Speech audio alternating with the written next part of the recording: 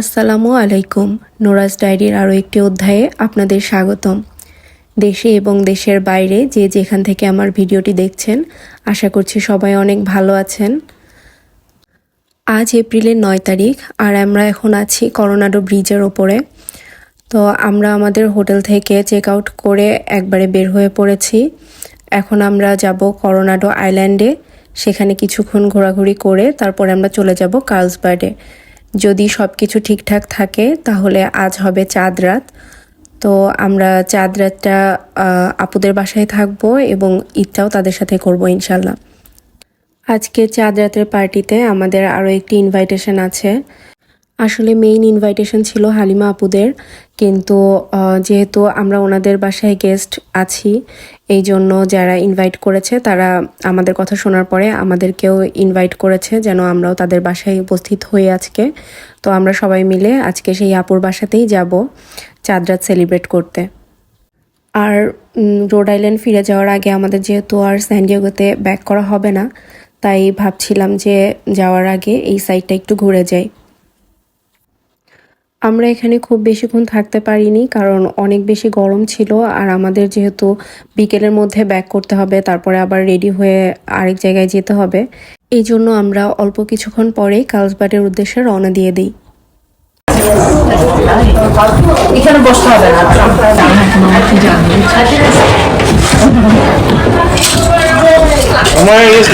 সময় হলে তো দিতে হবে তো, এটা 30 তারিখ।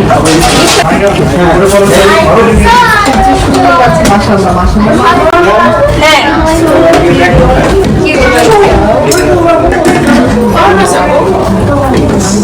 আমরা এখন চলে এসেছি মালাপুর বাসায়, যে বাসায় আমাদের ইফতারের ইনভাইটেশন ছিল। থ্যাংক ইউ সো মাচ মালা আপু আমাদের ইনভাইট করার জন্য আর এত সুন্দর একটা প্রোগ্রামে অ্যাটেন্ড করার সুযোগ দেওয়ার জন্য। একজন আছে সে তো পাগল,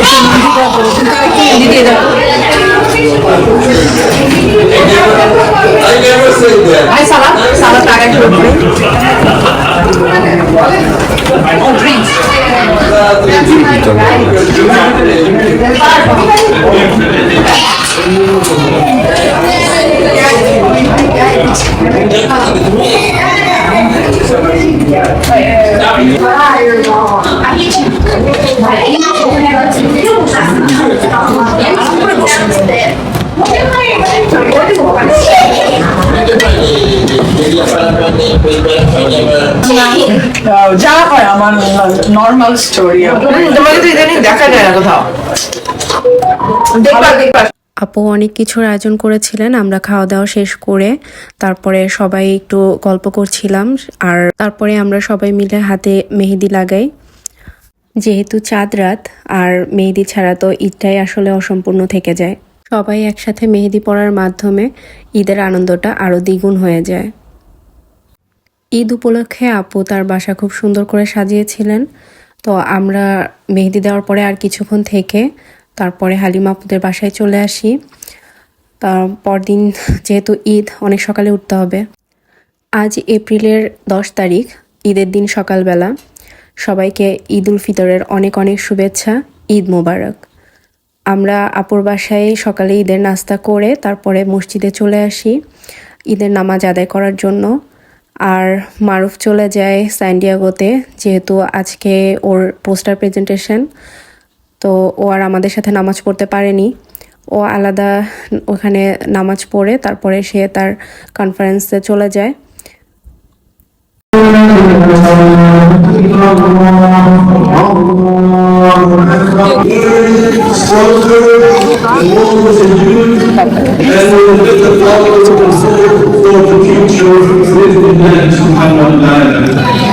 الله أكبر الله أكبر الله أكبر لا إله إلا الله الله أكبر الله أكبر ولله الحمد أقول قولي هذا أستغفر الله لي ولكم ولسائر المسلمين.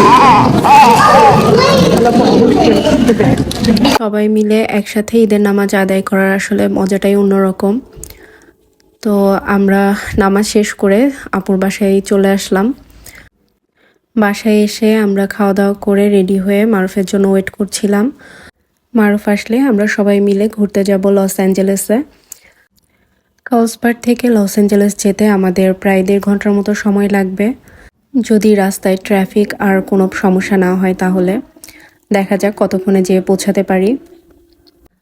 আমরা যতটা টাইম অনুমান করেছিলাম তার থেকেও আমাদের অনেক বেশি সময় লেগে গিয়েছে, কারণ রাস্তায় অনেক বেশি ট্রাফিক ছিল আর জ্যামে বসে বাচ্চারা আসলে অনেক বিরক্ত হয়ে যাচ্ছিল।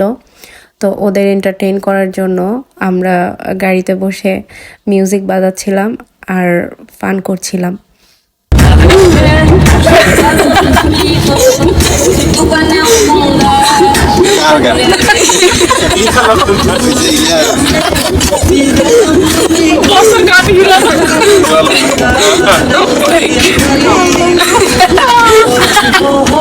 Uganda song এটা খুব গাইলো।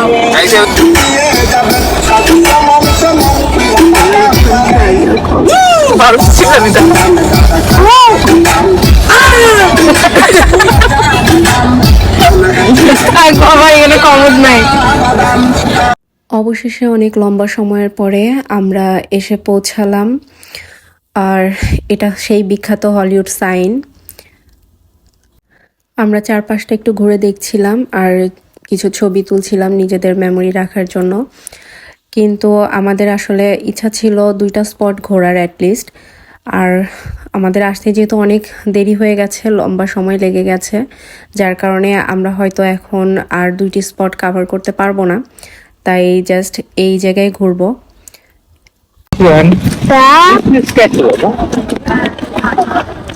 Baba, I meant that.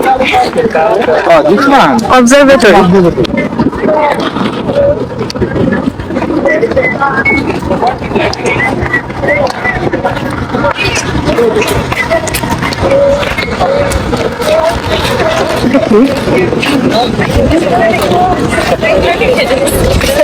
কি করে? এটা হচ্ছে সূর্যগুড়ি। এটা দিয়ে তোমার এই যে এখন যে একটা আছে না, এটা হচ্ছে 5:50। এই যে 5:50। আমরা এখন চলে যাব গ্রিফিথ অবজারভেটরির ভিতরের অংশটা ঘুরে দেখার জন্য।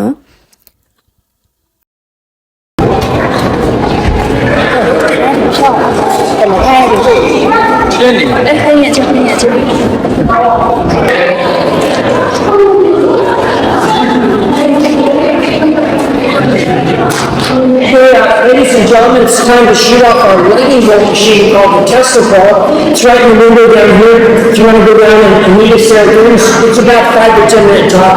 If you want to see that, it shoots out lightning bolts on the front of the It's fine.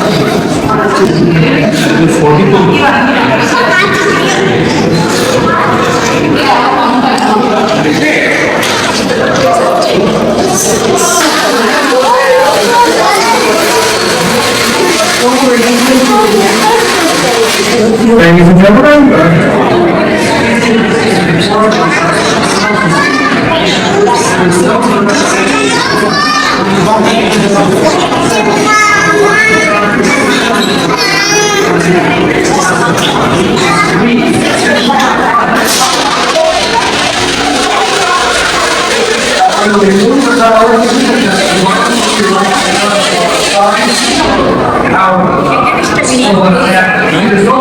ওটা হচ্ছে টেসলা কয়েল।